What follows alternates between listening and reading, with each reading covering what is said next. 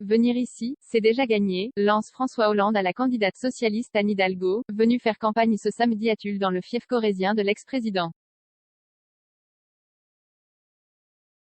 C'est pour ça que je suis là, lui répond la maire de Paris, toujours à la peine dans les sondages pour 2022. Sous le soleil, l'ancien chef de l'État tient à apporter son soutien à Anne Hidalgo, un passage de témoin, au moment où elle tente de donner un énième coup d'accélérateur à une campagne présidentielle qui peine à décoller. La maire de Paris est mal placée dans les sondages où elle végète autour des 5% d'intention de vote. C'est très bon signe, fait savoir François Hollande, lui-même loin d'être favori avant de finir à l'Élysée en 2017, lors d'une visite sur le marché de Tulle. Photos de famille, mais pas seulement entre étals de fromage, viande et autres vendeurs de primeurs, le duo s'affiche face à la presse pour une photo de famille, mais aussi, selon Anne Hidalgo, pour entendre et s'enrichir, au contact des 15 000 habitants de la ville dont François Hollande fut le maire entre 2001 et 2008. Comment allez-vous? Ça va? Les enfants vont bien? Chez lui à Tulle, où il possède une maison, l'ancien président se montre très à l'aise dans des rues qu'il connaît par cœur. Elles ont l'air bonnes ces crêpes, dit Anne Hidalgo devant un comptoir, vite reprise par la gérante Françoise, 60 ans, qui lui explique, les crêpes, c'est le nom à Paris, ici, ce sont des tourteaux. Interrogé au détour d'un étal de fromage sur la campagne balbutiante de la maire de la capitale, François Hollande insiste, ça patine où? La campagne n'a pas encore commencé, avant d'enchaîner, là on se met en route, c'est l'objet de notre visite, la campagne commence véritablement, selon mon expérience, mi-janvier.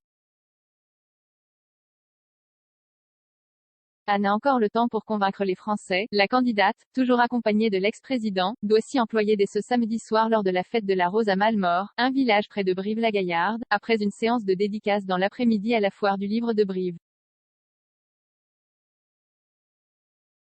Jusqu'au bout, en attendant, François Hollande est là pour distiller des conseils.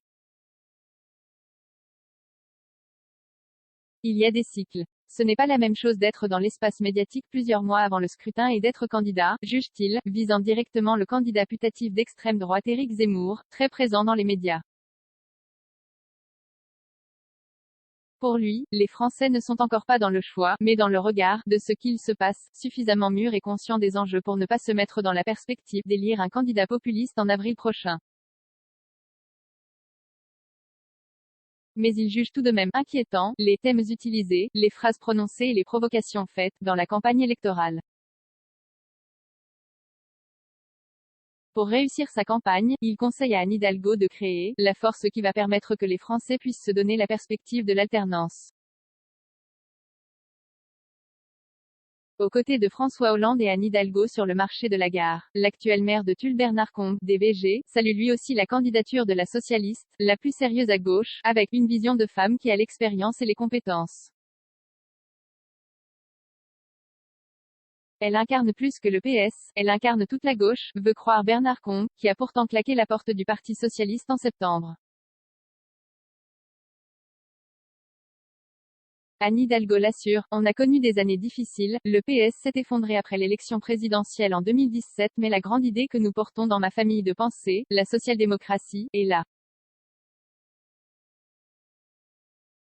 Et je sens que beaucoup de Français sont orphelins, souligne-t-elle. Convaincue qu'elle peut redresser la barre dans les sondages, la maire de Paris insiste face à la gare. Déterminée, oui, j'irai jusqu'au bout.